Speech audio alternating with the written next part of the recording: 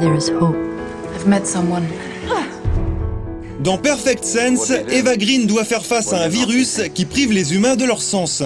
Un film qui aborde un sujet très en vogue dans le cinéma, quelques mois après Contagion de Steven Soderbergh.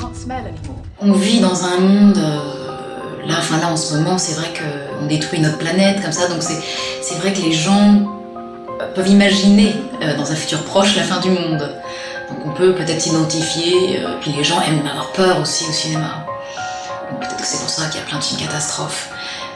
Mais bon, c'est souvent un peu ennuyant, je trouve. Donc là, c'est un film original, qui n'a pas vraiment de genre, une espèce d'ovni, de comédie romantique, de film un peu dramatique, film science-fiction, horreur, ouais. Car oui, si Perfect Sense a des allures de film catastrophe, il s'engage très vite sur une autre voie. C'est vrai qu'on ne sait jamais ce que va être le film fini, le produit fini. Et j'ai découvert quelque chose de très différent, dans le bon sens du terme. Je m'attendais à presque une comédie un peu noire. Évidemment, je n'avais pas vu tout le travail qu'il avait fait en Afrique, en Inde.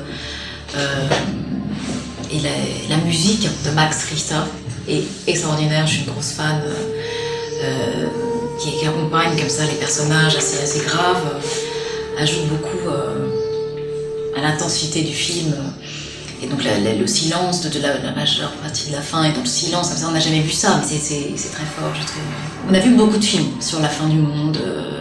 Alors on pourrait se dire encore un film catastrophe, 2012. Mais non, je trouvais qu'il y avait quelque chose d'original à cause de l'histoire d'amour. C'est un film pas déprimant, un film plutôt optimiste, je trouve, qui célèbre l'être humain, l'amour, la vie, l'instinct de survie de l'être humain. Quelles que soient les circonstances, la vie continue. Et au moment de se glisser dans son personnage de scientifique, Eva Green a dû se déglamouriser, pour reprendre les termes du réalisateur David Mackenzie. Je m'en les dis pas vraiment dans le film. Peut-être il parle de l'image que j'ai sur les tapis rouges, assez sophistiqué, rouge à lèvres, boum. Là, bon, voilà, je joue le rôle d'une chercheuse, donc c'est vrai que je vais pas me mettre de rouge à lèvres, machin. C'est un personnage assez simple.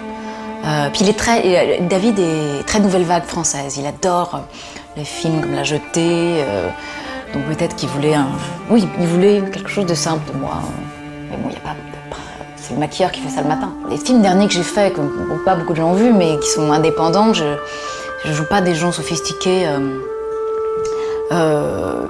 C'est ennuyeux de jouer toujours aussi la même chose, des femmes, glamour, bon, c'est marrant à un moment, mais bon.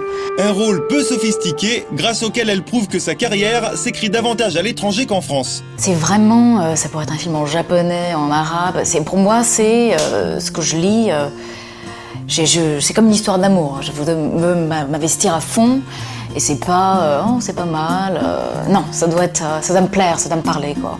C'est pour ça que je suis un peu trop difficile. Difficile peut-être, mais conquise par le jeu de son partenaire Ewan McGregor, aux méthodes très différentes des siennes. Ewan est quelqu'un de très cru, très simple, côté très solaire, viscéral. Et je suis assez cérébrale, assez dans ma tête. Donc c'était un bon, comment dire, on s'est complété. Et c'est vrai que, oui, je réfléchis un peu trop, et lui, il se lance dans l'action, donc c'est un exemple à prendre, pour moi. What should we do?